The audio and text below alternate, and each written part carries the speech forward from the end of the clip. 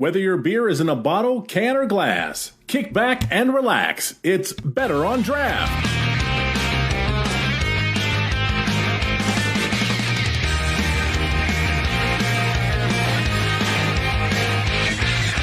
Everybody, welcome episode 298 of the Better on Draft podcast. That's right, it's a double interview weekend. My name is Ken. Thank you so much for joining us.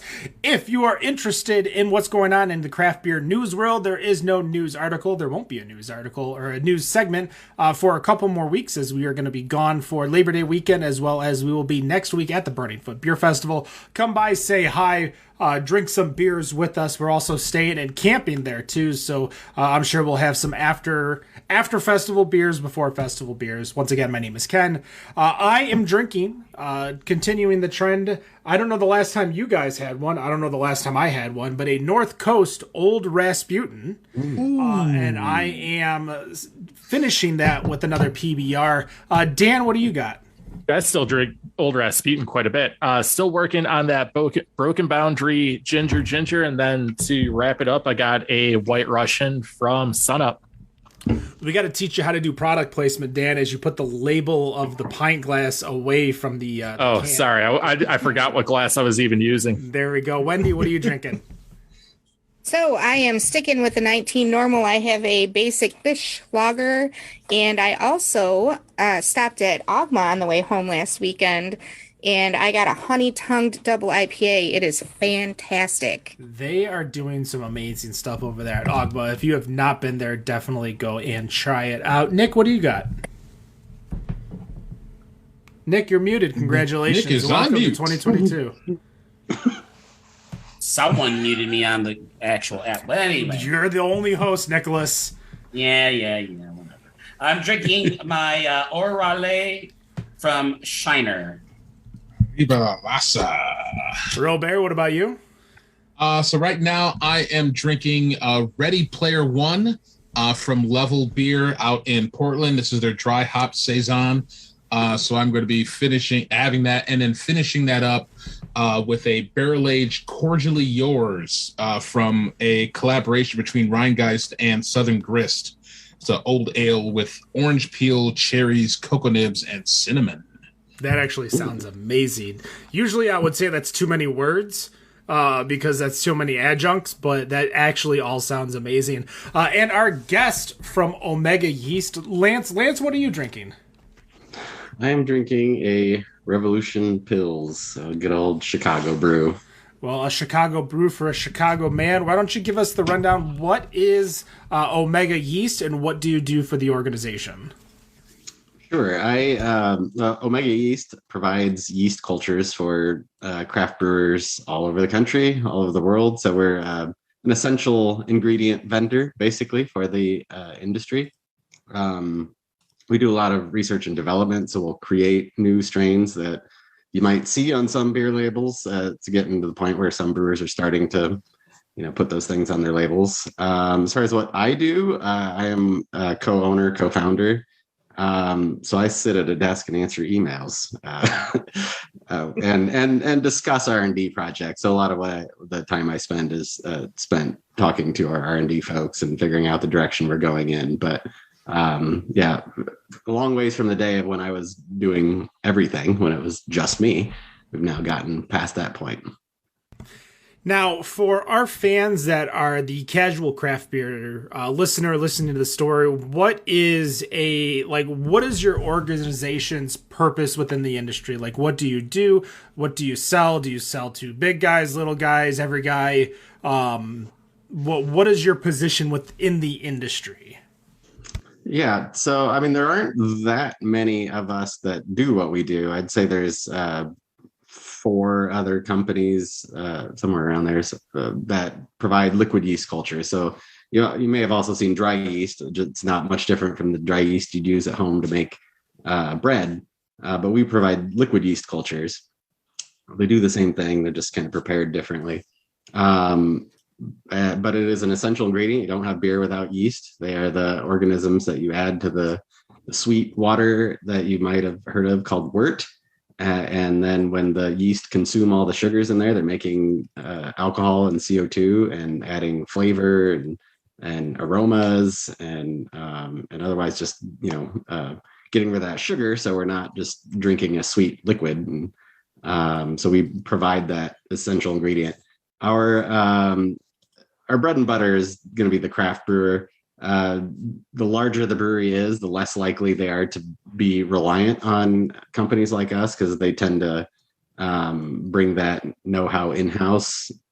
I mean, it varies from brewery to brewery, but the general rule is that the smaller guys, we work with Revolution too, and they're obviously making a lot of beer, but the very, very large ones, like an Anheuser-Busch, for example, all of that stuff is in-house as far as their yeast management and growing it from a few cells on a slant to huge trillions of yeast cells used to make their batches. If you've never seen the most recent Anheuser-Busch documentary in which they talk about that, you can actually see the labs and everything that they do when they cultivate their own yeast. So you could definitely go check that out. That's probably a good source to kind of see it with a little bit of entertainment value. But my next question to you is, as a home brewer who doesn't necessarily know much about yeast strains, when I go to, say, Adventures of Home Brewing, and I'm purchasing some type of kit and they give me 5 different yeast options, how would you explain to someone the best way to choose a yeast option within the system? Like, what is a good way to look at these 5 options and understand the 5 differences between the yeast without necessarily reading a whole story on each strain? Yeah, some of it's going to depend on your habits. Like if you're buying a kit, for example, and you're like, well, I'm going to use this, but it might be tomorrow or it might be 3 months from now, you should probably pick the dry yeast option, because that's going to be the one that's going to hold up, to have a good shelf life. Liquid yeast has a much shorter shelf life. So that would be one factor. And just, familiarity, and brand loyalty. That's another one. If you've used a certain manufacturer for a long time and you trust it and you've had good results, that's, pick it based on that. But the people selling the kit are probably going to have at least chosen strains that are, relevant to the style that you're picking out. You read the descriptions on the yeast packs and see which ones speak to you and which ones are explaining characteristics that you maybe want in that beer. If it says makes a lot of fruity esters and that's what you want, lean towards that. If it's clean, lean towards the one that says, it's minimal esters and just very clean profile. So it depends on goals, depends on your brewing habits.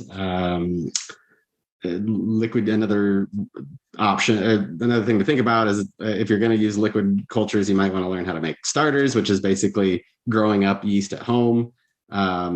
So that's something you do with liquid cultures, but not dry. So if you're picking up an old pack of yeast, you want to be familiar with doing things like that to get the best results. I don't know, that was a lot of words. I guess there's a lot of things to think about. It's definitely a over choice anxiety that I got the first time I started looking at purchasing beer and looking at a kit. At some point I'm like, I want you to make these decisions for me so I can just brew the beer. But it's like, oh, here's all your hop options, here's all your yeast options, here's all this. So I was just curious. Now, asking for a friend, not necessarily myself, but for a friend, if I were to potentially have some liquid yeast that's over a year old, is that too old? Dan's shaking his head no. And rolling his eyes. I said for a friend, Dan, don't judge me. Judge them. What should I just kind of repurchase the yeast for when I go brew the beer? Well, this is another thing that very much depends on your skill level. So I would definitely not direct pitch that into my batch and assume everything is going to work out the way you want it to. There very well may be some cells alive in there. There's not going to be many. And that's assuming it was refrigerated that whole time, never accidentally frozen or anything like that. But if there are a few cells alive in there, you can do a starter and grow that up from, there's 5 cells left alive. You can, over a period of, 4 days, you can have that up to the population you'd need to pitch your batch. But, so it would require some kind of know how to try to basically re-energize them. And that would also, then that starter, if it totally failed, you see no growth in 4 days, to discard it and go get a new pack. Or I guess the short answer to all of this is just go get a new pack. Well, before I open my mouth and get judged more by Dan, I'm going to pass it just on to him. All right. Thank you. So I'm a pretty big home brewer, even bigger mead maker these days. I typically tend to stick with US-05 if I'm doing beer. I usually tend to stick with Lavlin D47 if I'm making mead. What am I missing out on? Tell me what I should be looking into as far as trying to expand into the type of yeast I use. Well, I mean, US-05 is a good strain. Certainly, I mean, a very neutral strain. You can make, American West Coast style IPAs, ambers. I mean, all sorts of beers. It's a very flexible yeast. But for example, if you wanted to make a hazy, it's really not a good strain to use for that. It's really, you can get a hazy result, but it's not going to look like the orange juice level of haze that you see with certain any IPAs, and that's very specific to certain yeast strains that do that very, very well. That's it's really the yeast strain in combination with dry hops that give you all that haze.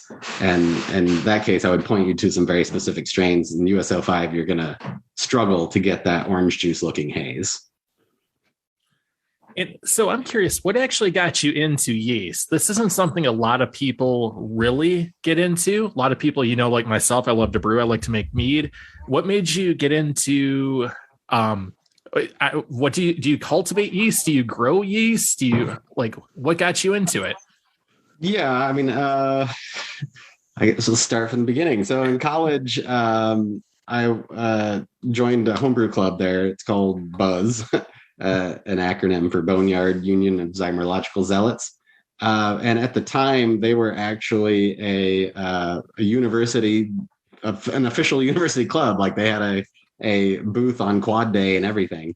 I've learned that they since discontinued that. I guess the university was feeling a little funny about having an official club whose purpose was to, make and drink beer. So they're not anymore, and it's funny to think of how my life might be different, if that was the case when I was there, but that was the case when I was there. So that got me into making beer, which the draw at that time was that you could buy homebrew ingredients under the age of 21. You go to the homebrew shop and you're not getting carded because none of this is alcohol. Making bread. No one knows. Yeah. So, that was kind of the draw when I was in college. I'm like, oh, this is something you can do at home and you don't have to, go to the store and buy it or find somebody to go to the store and buy it for you. But I was also a life science person, started out more like a pre-med sort of thing, but quickly disavowed myself of that. And then switched to biochemistry and then took another detour from biochemistry because it required too much calculus, and I was kind of struggling in calculus. So I was talking to a friend, and she said, "Oh, you should consider microbiology. They only require, Calc 1." I'm like, "Okay, well, I already got through Calc 1, so microbiology sounds like more my speed." And so then I did some undergraduate research and just got familiar with working with microbes. And that same club I mentioned has a huge yeast collection, where you pick whatever strain you wanted out of the collection, and this person in the food science department would grow up a little 5 milliliter culture and give that to you, and then you'd grow it up to make a larger culture to make your beer. So this was kind of a very early introduction to managing yeast. And so I ended up getting a bachelor's in microbiology and moved to Houston, Texas to go to graduate school. And I went down there thinking I was going to be joining a lab that was working on anthrax, actually, Bacillus anthracis. And when I was the first semester of graduate school, you're supposed to do rotations through like 3 different labs just to kind of get a feel for how you get along with the professor and whether that's where you want to stay and do your thesis. Anthrax was very popular for some reason. So there were multiple of my classmates that wanted to do that rotation. So I'm like, I'll wait and do that one later. and I'll join this yeast lab because I like yeast. I like making beer, and I'll learn more about yeast, and maybe I can grow up my starters in lab and go home and make beer. So joined that lab and ended up loving working with yeast just we used it as a model organism for studying, human health kind of related things. And so ended up joining that lab because I liked working with it and got me experience genetically manipulating yeast and things like that and continuing to make beer. So that got me even more experience dealing with yeast. From there, though, I took a little detour and went to law school after I got my PhD in microbiology. Detour. Yeah, it is actually more related than it sounds. So my entire goal in going to law school was to be a patent attorney when I got out. And to do that, you have to have both a technical degree and a law degree, because you're essentially acting as the go-between between the inventor and the patent office. So you have to know the science and the law. So ended up doing that and moved back to Chicago. And it was about 3 or 4 years into that when I was getting a little tired of being a lawyer and happened to have a conversation with a colleague, Andy Smith, who's one of the co-owners of 1090 Brewing in the Chicago suburbs. So they were just starting out. We were just at a lawyer event, just kind of talking about beer, talking about what he was going to be doing, starting the brewery. And he was mentioning where he's going to be getting his yeast. It was coming from, Y Yeast out in Oregon. And it was literally that conversation that sparked the idea, like there's nobody else doing this in the Midwest. And there's breweries sprouting up all over the place. This was 2012, late 2012, this conversation took place. Lots of breweries starting to open. So I went home that night and told my wife I'm going to start a yeast lab, which is a massive detour from what I was doing at the time. Yeah, patent law, yeast, yeah, pretty. But you can see all these things are like when you look at them in isolation, they seem like off the wall. But there was the path made sense along the way, and I don't regret the path at all. I mean, it was the path I took that ended up making these connections, right? Like if I had never had that conversation, I might still be a patent lawyer. I don't know.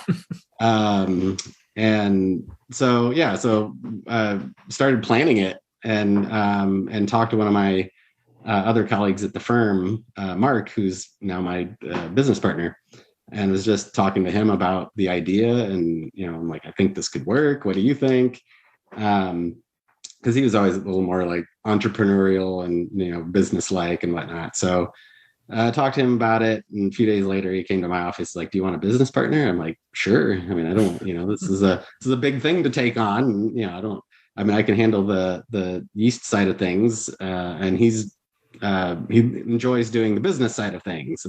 He's the one that would be happy to go stand at City Hall in a line all day to get a business license and things like that, and deal with accounting and, sending invoices and all that kind of stuff. All the stuff I didn't want to touch with a 10-foot pole and didn't know anything about. So we have a very good division of labor. And so that another just lucky happenstance that, I talked to him that he was interested and he was willing to take the risk. So by 2013, we had our space and we were off to the races. So that's kind of the meandering path of how we got there.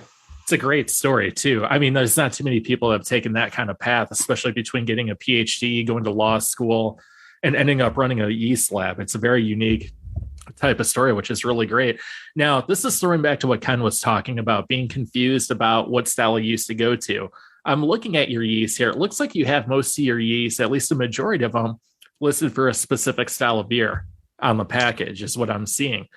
Are these all unique yeast strains specifically for that style of beer? What's the story behind how you decided to label these? Well, I mean, I guess if we had put more thought into it at the time, we probably would have named them a little differently. So, I mean, you might see a lot of like, British Ale up to British Ale 8. Yeah. And that's just those origins are, I mean, and that doesn't mean like you can only make a British Ale with them. I mean, for example, British 5 is 25% of our production. They're somewhere around there. Because that is it's pretty much the quintessential strain for making any IPAs. And that still seems to rule. So the name is more of a nod to its origins as opposed to the styles. Like British Ale 1 is really great as a house strain to make all sorts of American styles. It just happens that it came from a British brewery. So I would say the names are more nods to where they came from, not necessarily what you could do with them. Gotcha. And one more question before I pass it off to Nick here. Just looking for your opinion on this. I see it a lot in the homebrewing community where, you see it in commercial where commercial brewers harvest yeast to reuse. You see a lot of homebrewers do it. Do you think homebrewers should be harvesting their yeast to reuse after a brew, or do you think they should be starting fresh each time? It's doable. I think you need to take certain precautions. Like I would make sure I had a pressure cooker if I wanted to do that sort of thing, which is basically the home equivalent of an autoclave.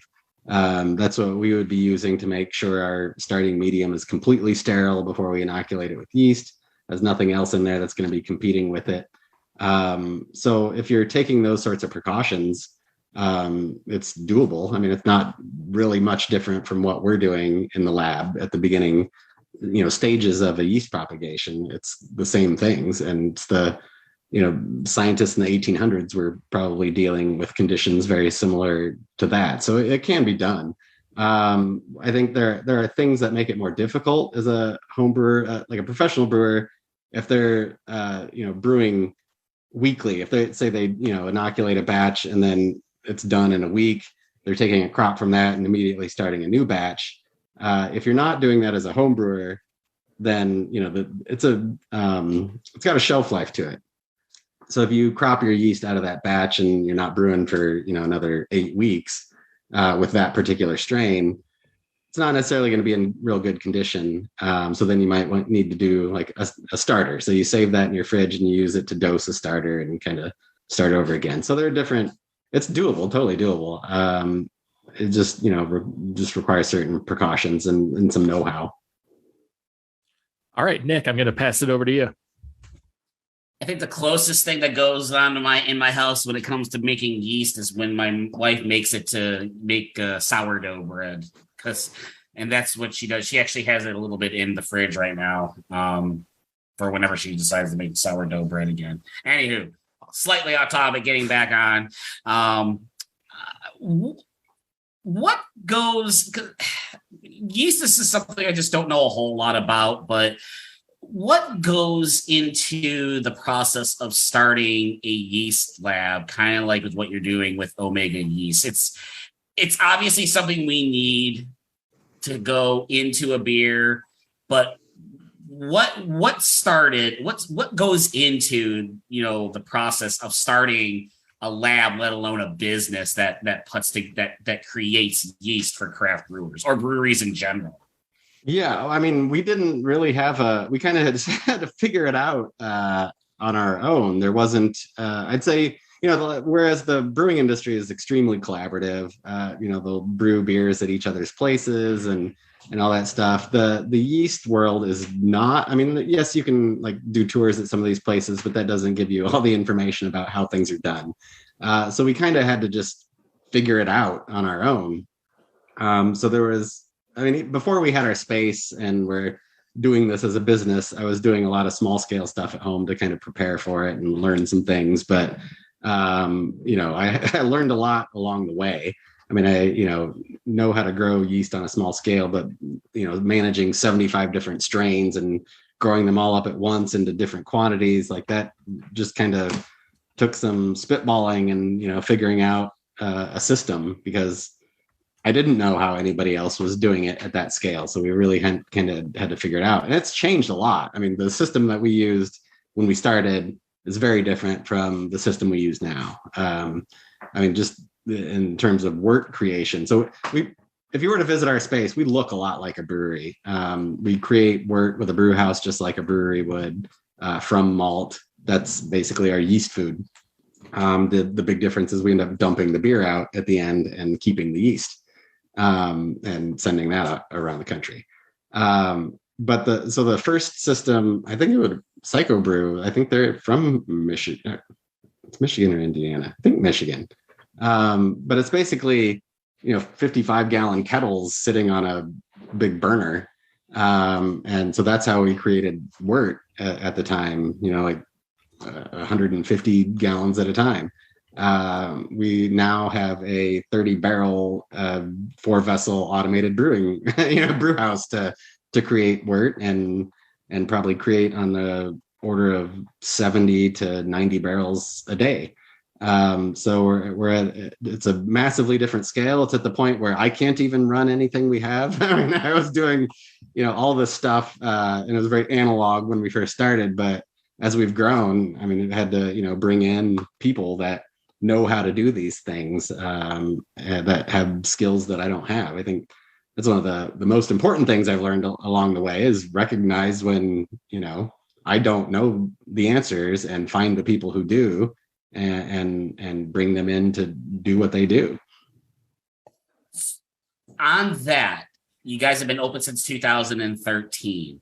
Is there something that you would do today that you would do differently when you got up and running almost 10 years ago? Is there something you would change, or are you pretty content and happy with how things have come along with your business? It's something as maybe not a lot of people really think about. They think when they think beer, they think, oh, hops and grains. They never think about the yeast. They never think about that little bit of detail. At least that's how I feel.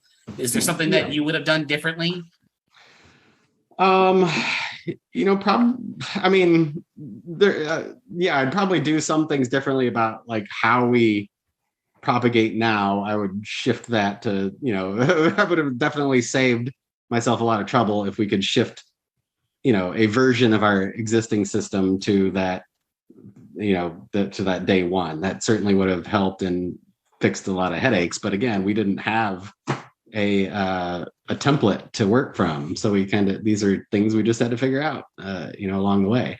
They definitely would have made things more efficient if I had known these things in advance, but we just had to figure it out. And, there were tons of important lessons learned along the way by having those troubles. So, maybe the better answer is I wouldn't change anything because we learned so much along the way and gradually got to where, and we're still always trying to improve. I mean, I never want to claim that we're perfect and that we don't want to continue to improve. But I think that pathway led us to, continual improvement. Whereas, other places I think have kind of gotten stuck in their ways and haven't looked to improve. And we just were forced to because we didn't have that template. All right. I'm going to pass it on over to Wendy. She's got the next set of questions. That is an awesome answer.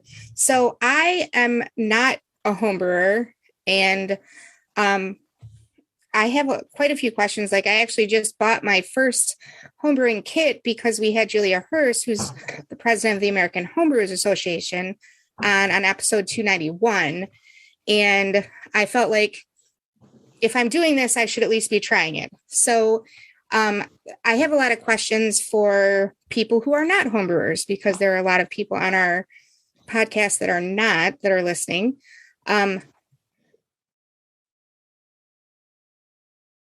Oh, that was a lot of dead air. There's a few different ways that I want to go with this. So first of all, I am not wanting to be a microbiologist, but is there anywhere that I can go? Do you have any recommendations for people to go to learn about yeast or read about it? Do you have anything like that you would recommend? There is a kind of brewing elements series that, some of you may have read, but it's basically, there's a book on yeast, a book on malt, a book on hops, and a book on water. That's probably the best place to learn. So the yeast book, obviously, to learn specifically about yeast. There are a lot of very good homebrew books. I mean, Charlie Papazian wrote the one that I started on. And Palmer did a good homebrewing book. So there are some good general homebrew books that have tons of good information in them. But if you are very interested in yeast specifically, that the yeast book would be the one to go to. The Elements series is generally pretty good. The hops one is my favorite one to read. I think it just has the most stories. Water is probably the most useful one, but reads like a textbook. And then the malt one's good too. But I'd recommend that series just to learn about all the elements of beer. So in my research for this particular interview, I'm curious as to what is dialyzed yeast. So we now we're going to get into some science. Right. We, in addition to providing kind of the strains that are, have historically been used to make beer and, brewers know about them, we've done some innovating, some actual creation of yeast. So we actually use CRISPR to modify yeast. You might have heard about CRISPR in the news. It's like a gene modification tool. So we use that tool to make yeast create these compounds called thiols. They are present in hops. If you've ever had hops or beers with New Zealand hops and Nelson Sauvin, things like that, you'll have smelled these thiols. They're very tropical, smell like passion fruit, grapefruit, guava, things like that. So they're sulfur-containing compounds that are aromatic in extremely small quantities. So parts per trillion. We have this slide that we put up when we're talking to people about, what it means to be parts per trillion. And you can picture an Olympic-sized swimming pool. So, a huge amount of water. Basically, some of these thiol compounds are aroma active on the level of putting a drop, like a drop of this thiol compound into that Olympic-sized swimming pool is on the order of parts per trillion, and you can smell it. You can smell those thiols in that giant pool if you put a drop of it in there. So they're extremely aroma active. It turns out that there are what we call precursors. So it's a form of these thiols that is naturally present in malt and in hops. But in this precursor form, we can't smell it. So basically what we've done is given the yeast the ability to take these precursor forms and clip off a molecule that releases this thiol that is now aromatic. So we made a yeast that creates a lot of these tropical aromas. So it smells, if you ever had New Zealand Sauvignon Blanc, that it's extremely tropical, like fruit punchy type wine. What you're smelling there are thiols. So the yeast can put those aromas into beer, basically. So when we say we've thiolized yeast, it's given them the ability to release these thiols from the malt and the hops. So according to the website, the newest addition to your thiolized line is the Lunar Crush. What makes that special? So it is it's a lager yeast. We use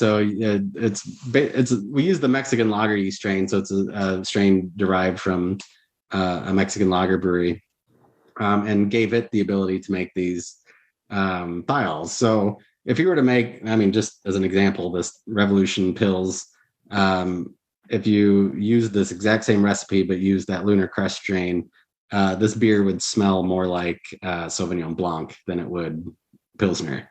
So in a very simple recipe, it creates a wildly different beer from inert precursors that are just kind of sitting in here unused.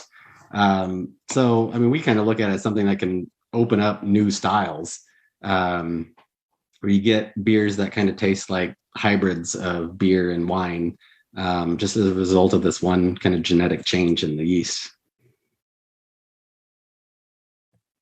So I also saw something about a proper starter, which is basically like a wort in a can that was introduced in 2018. What is it, and what are the advantages to using something like that in the brewing process?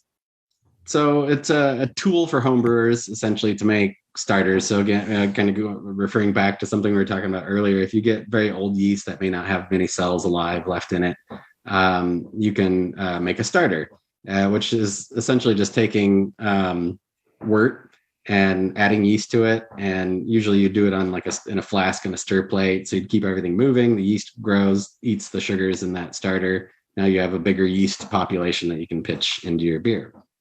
And you can make these at home, with malt extract, things like that. But what proper starter does, it just makes that process easier. So it's already sterilized.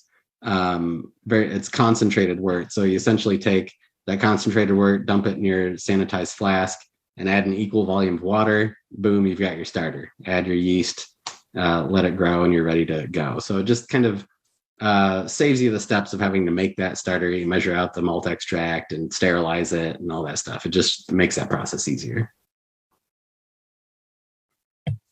Now, being one that is, not necessarily a home brewer, I've only brewed maybe 3 times. In terms of that starter, does it depend on the style of beer that you're making to use that starter? It can. So if you're brewing lagers and you're doing, which you generally ferment very cold, at these cold temperatures, you really want a lot more yeast going into it because the yeast grows slower. It takes them longer. So you just want a bigger population going into it. So one way to save money is to basically make the starter so that you grow your yeast population to allow you to do a cold fermented lager. So I think lagers are the best example of where, starters are very useful. They'll save you money, get you the population you need to get a good fermentation. Nice. Now, listening to some of the other interviews that I came across, it sounded like the bulk of the sales of the yeast have come from the Midwest. But it was also stated that your products are, and actually you've mentioned already today that you have your yeast across the country and it's global. What do you see as the reasons why your yeast strains are competing in the market against the other companies, which I think actually you mentioned that already before, that there were only really 4 companies that are really producing yeast. I mean, is there, sorry about that, is my dog. Is there competition? Or is it just kind of like this level playing field? Kamina, come on. Dog did not like that question. No, she did not. She did not. I think, there have been others that started around the same time as us, and I think we've grown, faster. And I think there are reasons for that. I think we have, what I like think is very good customer service. I mean, when you call us, somebody answers, and it's somebody who can answer technical questions. And even brewers that have been doing it a long time have technical questions. My understanding is that it's a little more difficult to get that information from some other labs. So I think that's gone a long ways in helping us grow, as just being responsive. And doing freshness is another thing. So again, we do just liquid yeast cultures that really need to be fresh to have the best performance. And we do things a little bit differently than some of the other yeast companies, where they'll kind of try to anticipate demand, make a large batch, package it off and sit it in the cooler, and it's ordered, along the way. We custom prop everything. So a brewery will order a strain from us, and that day is when we start growing it, and then send it to them a week later. So, we can't send them something today or tomorrow, but when we send it to them in a week, they get very fresh yeast and they get good, consistent results. So I think that's one of the other factors. And then just innovation. Like there aren't, so the older yeast companies just really aren't doing any interesting innovation in my opinion. So it's that sort of thing that has helped us grow. And then just brewing research. We do research on, brewing contaminants. Again, this is getting into some more nitty gritty stuff, but we've published scientific articles on better ways to detect brewing contaminants. We've done research on haze formation, which is very important to a lot of brewers, and getting that consistent haze. When a customer buys a hazy IPA and it's clear, we're at the phase of beer evolution where that customer is going to go back to the brewer and say, why is my beer clear? It's supposed to be hazy, which it used to be the opposite of that, but that's where we are now. So we've done a lot of research into the nature of that haze. Where does it come from? Why is the haze not there when you don't want it there? Just figuring out the best way to get consistent haze in a beer. So we're doing that research. We travel around to guilds and talk about this research and tell brewers about the things we've discovered, and that will help them, that they can implement and get hazy beer, predictably.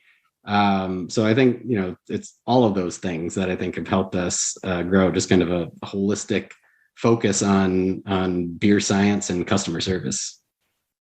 And I guess thinking about that, that beer science and doing all of that research, one of the competitors that is out there in making yeast strains being White Labs. White Labs has opened up their own breweries across the country. I'm curious, is there any thought to the possibility of an Omega brewery coming out in the future? And we've talked about it. So we built our current production facility. We moved into in 2020, like July 2020. And our original thought was the space we were vacating, which was right next door, we could dedicate that to that very thing. We could have a brewery and, really almost focused on the brewers. The brewers could come in and try a beer that we fermented with 3 different yeasts, and they'd get a sense of what the yeast brought to that beer and help them make informed decisions on which strains to use. So it is something we've talked about. But after we moved into the new building, we discovered that we really didn't plan for adequate, space for our shipping needs and things like that, and storage. So it quickly became apparent that we needed to preserve all of that space that we thought we might be able to have a brewery in for mundane things like storage and shipping our products. So, it's still something that could happen, but it's not going to happen in those buildings. It's going to have to be somewhere else. So it's something we've talked about, and I think, maybe would like to tackle someday, but there's not at this point any sort of committed plans for that. I say there was a lot of, at least looking at the history, with a lot of moving from one place to a couple houses to, obviously building the facility there, that there definitely would have to be a couple more moves that would have to be done. Oh God, this dog! Are you kidding me? Dog does not like yeast. She's being a very, very spoiled brat, which is like what you expect from a 2-year-old pit bull. But tonight apparently she is at rare form. So my apologies. Ken, you want to go? Yeah, don't worry, Rob. I'll take it over before we get to the final questions. I want to learn a little bit more about Lance here. Lance, let's go with a little lightning round. What is your favorite style of beer, you personally? Pilsner. What is a Pilsner out of Chicago I need to try next time I come into the city? Goldfinger. They are in the Chicago suburbs, Schaumburg, I think. But they are. Wendy nodded her head yes. Wendy, do you agree? Yes. Thank you. Yeah, they've been around, I think, 2 years now and are making killer lagers. And I mean, lagers in general are my go-to, and they do a phenomenal job. We have an amazing lager house out here called Wolverine Brewing, which I'm sure you're probably aware of with your ability to distro yeast across the Midwest. But yes, Wolverine Brewing is definitely a great lager house. Are you currently home brewing at all? I have not homebrewed in a long time. What was the last thing you made? God, it might be long enough ago that it was like an amber ale, something like that. That's probably dating me. I mean, the last homebrew I made was an amber ale, and that was last year. So, I have this suspicion that beer drinkers and brewers actually, they might poo-poo amber ales, but I think they like them. And my evidence for that is Oktoberfest. Brewers love Oktoberfest, and some of these Oktoberfests veer awfully close to amber ales because in my opinion, they're a little too caramely. And I do like Oktoberfest and Martins and Fest beers that are a little more on the pale side. But a lot of them are amber ales in disguise. I am pretty sure a lot of breweries' number 2 or number 3 beers are always their ambers. I agree. There's a lot of breweries. Unless unless you have a specialty beer, like for instance Shinerbach or Firestone Walker's 805, or up here in Michigan, Rochester Mills Milkshake Stout. Usually it goes like the IPA and then the amber. Usually the amber kind of falls second. That's where a lot of people go. And I think that's because a lot of people have reference points to craft we'll call them beers. Your Killians, your Amberbachs, these styles that aren't, and it's the same for the wits too. Your Shock Top, your Blue Moon, that people can say, oh, hey, here's the cheap version. Now I want a little bit more pricier version to see what it's like outside of that industry. If I go to Chicago, you talked about the brewery out of Schaumburg, but let's talk city proper. Where do I need to go? I'm touring Chicago. Where do I need to go? Yeah, Revolution is a great one because you get good scale. I mean, they brew a lot of different styles too. You go to the tap room, you can get about anything you want. Down the street from us is Old Irving Brewing. It's a brew pub. They do package too, but a phenomenal place to get an awesome meal and a beer. They are an award-winning hazy IPA brewer. They won the gold at GABF for their hazy IPA Beezer a couple of years ago. I think the year before that, Alarmist won for the hazy IPA for Lejeune. We're a hazy IPA mecca, Chicago is. And Alarmist is very close to us too. So really just even in our neighborhood, Revolution, Old Irving, and Alarmist are great visits. I believe we talked about it on the show where there was a year where New England IPA just got into GABF and no New England breweries won New England IPA. And it was like 6 of them were from Chicago, I think. For sure. Before we get into the final questions, my last question to you, because you are a Chicago person, you go to Dialyzed, a Chicago staple, my favorite bar. And Wendy's shaking her head. The place is amazing. You need to go. What are you getting? Are you getting a whiskey? Are you getting a bourbon? Are you getting a scotch? What is your spirit of choice when you go to a bar like Dialyzed? My spirit of choice is rye. I like a good spicy burn through my nasal passage. Whistle Pig. I'm just looking up on my bar to make sure I remember the right one. Whistle Pig is my favorite. It's just it's almost like a peppermint and grass and spice. It's a beautiful rye. There was a time when I went to Dialyzed and they had a Whistle Pig tasting with the representative there showing off some of their amazing beverages. Easily one of my favorite nights there for sure. So that also reminds me, when I went home, I grew up in Central Illinois.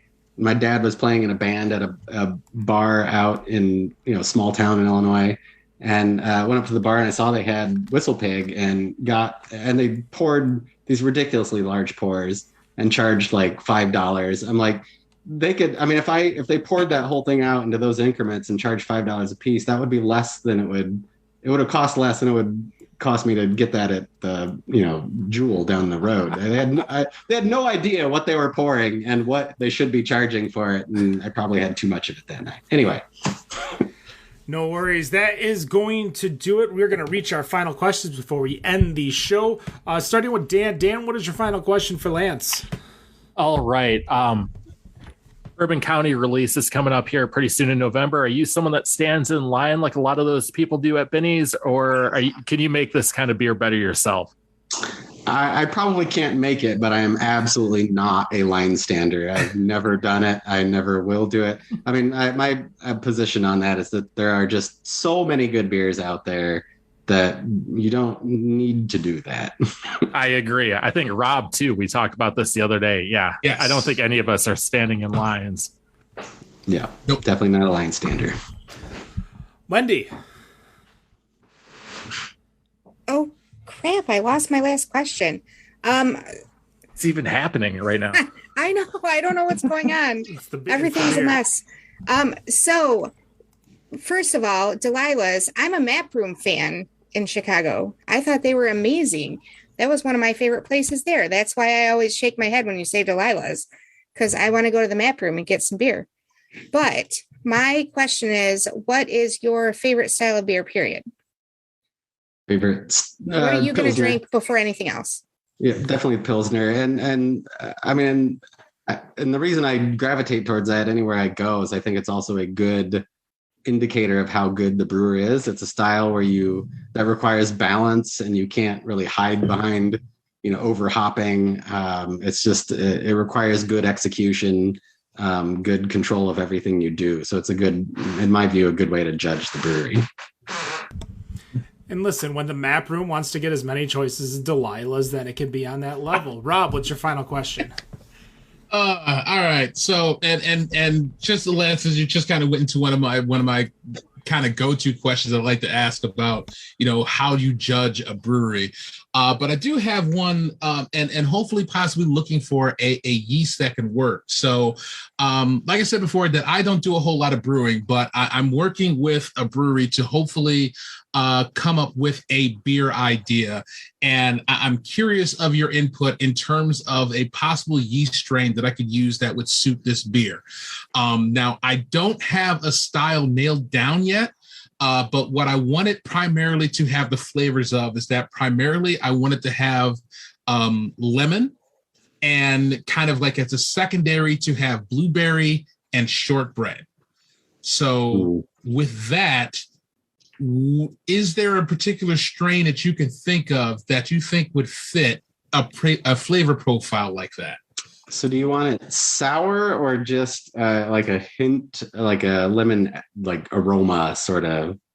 I want it to kind of come off like a lemon bar. So it's got to have that tartness to it.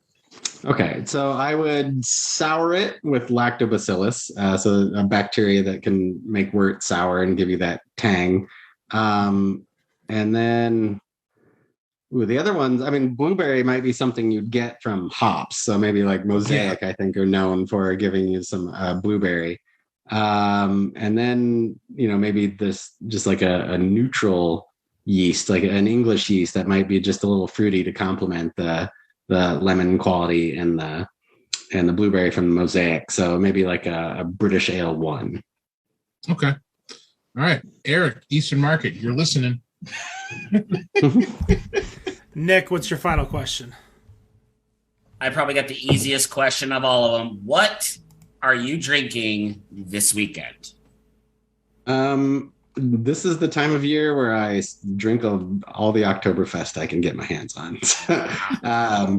So I think in the fridge right now, we've got one from Reinheitsgebot. So that's what I'll be trying this weekend. But I have to find the Sierra Nevada one. That's the one they change it up a little bit every year. So I always look forward to trying that. But yeah, Oktoberfest, just grab whatever Oktoberfest I can find. All right, there you go. All right. And my final question for you is very simple. I want to get into homebrewing. What is the best resource I should start looking at? Online, digital, book, audio. What is the best resource if I want to start homebrewing today? I think probably John Palmer's book, I think, is the best homebrew. I'm trying to think what the John Palmer homebrew, how to brew, everything you need to know to brew great beer every time. I guess you might be able to find same information. It's in my shelf next to the tall red book. Let's go right there. Bam, that's where it is. Well, there you go. Well, you've already got it. And this information can probably be cobbled together online at this point. But I guess, I just think back to when I was starting and it was in book form then. That's a really good resource. Timeless. All right, that's going to do it. Omega Yeast. They can find you on Instagram, online. Where can they find you? Yeah, we're on Facebook, Instagram. I don't have anything to do with keeping those things up to date, but we have them. And the website, and we put videos up on certain strains if you really want to learn about strains and what they do. We've got information on YouTube. What about TikToks? You guys on TikTok yet? You could do like 60-second quick hits on yeast. I don't know. You totally could be. He's like, hell no. I mean, maybe not you. I don't know. Maybe not you specifically, but I feel like your social media team could utilize TikTok a lot more for homebrewing. And technically, since it's not, you're not selling alcohol, you're selling, cooking. Yeah. I've seen your videos online. That you could totally do it. Yeah. Well, we are in the midst of hiring a social media person, so maybe that's what they'll come at us with. You got to be on TikTok. Don't look at me. I'm not really good at social media. That's going to do it. Better on Draft Podcast 298. Thank you so much to everyone joining us. Again, we will be off the next 2 weeks. We will be at Burning Foot Beer Festival and then off for the Labor Day holiday. We will be back. And we will be back with, as I'm looking at it, True Colors. True Colors is going to be our September 9th episode out of North Carolina. So join us for that amazing episode. No matter what you think of your beer, we think it's better on draft. Have a good night. Yeast. Oh, peace. Sorry.